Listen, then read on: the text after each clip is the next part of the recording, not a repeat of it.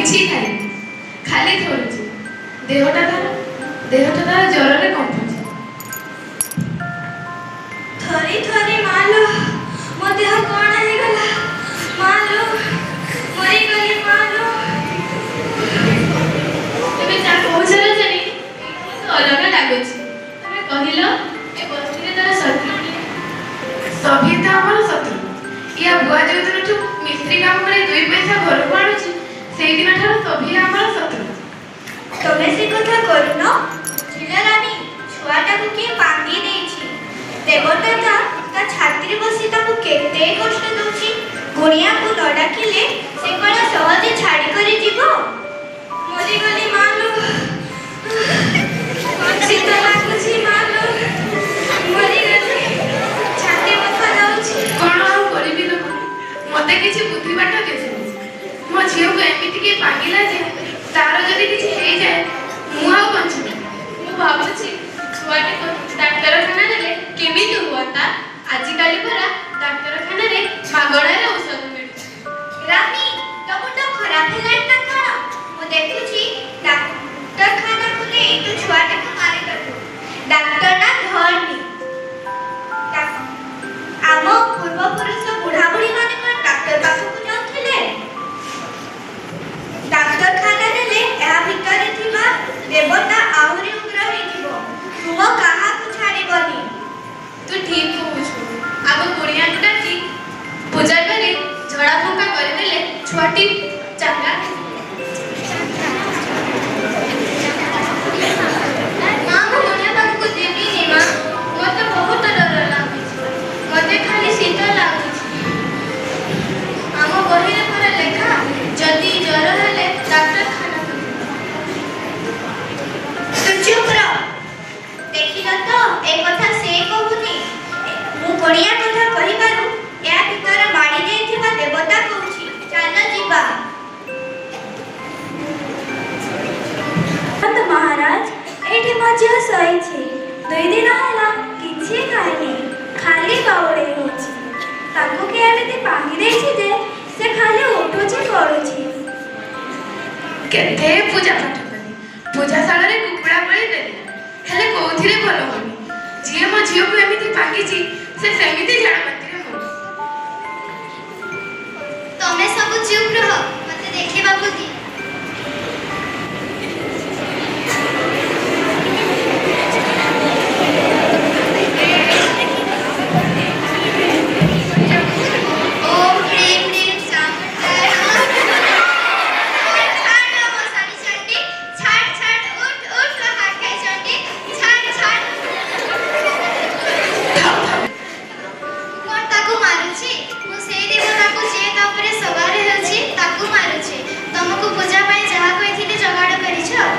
ଆଜ୍ଞା, 2ଟି କଳା ଗଞ୍ଜା, ବଦନଟେ ମଦ, ଚାଉଳ 5 କିଲୋ ସବୁ ଯୋଗାଡ଼ କରିଛି।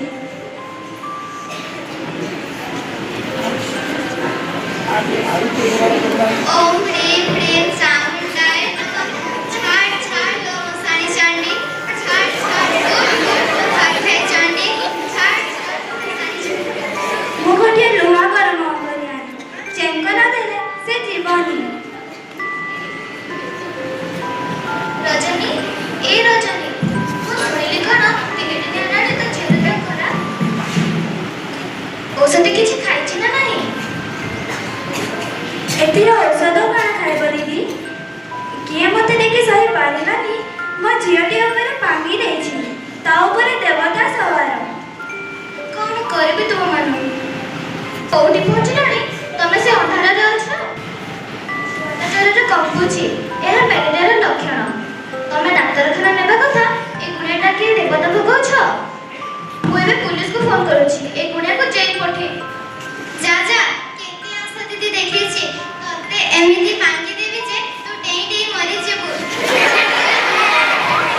ତୁମେ ମର, ମୁଁ ଚାଲିଲି, ମତେ ପୁଲିସ ଦେଖିଛି। ରଜନୀ, ଲୁଗାପଟା ସଜା, ଛୁଆକୁ ଡାକ୍ତରଖାନା ନେବା।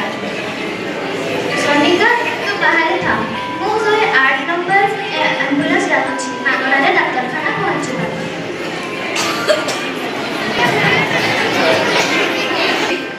ଟିକେ ଭଲ ଅଛି ନା? ଔଷଧ ଇଞ୍ଜେକ୍ସନ ଦେଲା କମ୍ଫଟା ଟିକେ କମିଛି। କ୍ଷୀର ବିସ୍କୁଟ ଟିକେ ଖାଇଛି। ହଉ ହଉ ମୋତେ ଦେଖିବାକୁ ଦିଅ।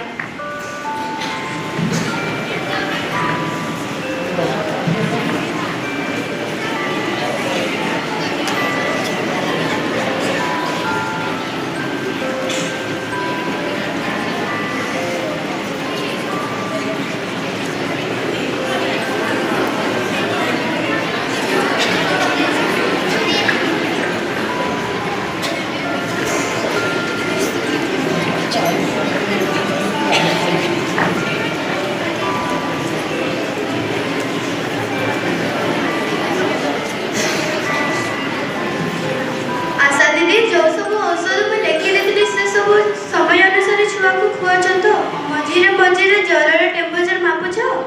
आज्ञा मैम मु सब बेले ता पाखरे अछि ठीक समय रे औषध देउछि। आज सकाळ ओ ताती आसी मैम मो झिया भल होई जीव तो सब ठीक हे जीव। अच्छा तबे गुणिया डाकी करी देवता छडते मैम पाठशाला तो पढ़ी ना हो आम बुढ़ा माने सेमिति करूथिले बोली आमे भाबिलो कहीं पांगी देछि। जुग केते आगे चलिलानी तबे जानिनो आजिकाली मनीष चंद्र को पहुंचिलानी तमे माने सेई भूत प्रेत पछरे पड़िछि। आज्ञा छुआटा खाली ज्वରରେ କମ୍ପୁଥିଲା। ଏମିତି ହୋଇ ଆମ ଗାଁର ବିନୋଦର ଯବାନ ପୁଅ ମରିଗଲା। ତେଣୁ ଆମେ ଡରିଗଲୁ।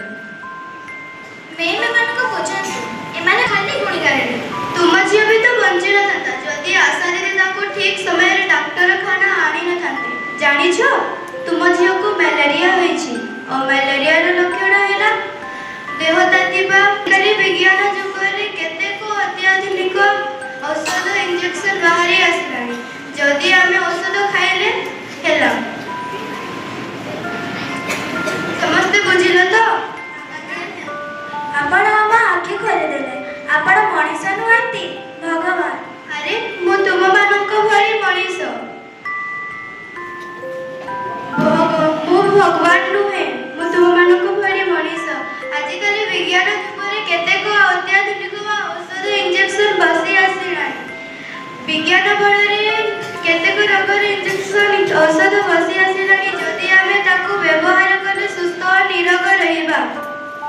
माँ मु पूरा भल हो गली चलो आमे घर को जीवा समस्ते चलो।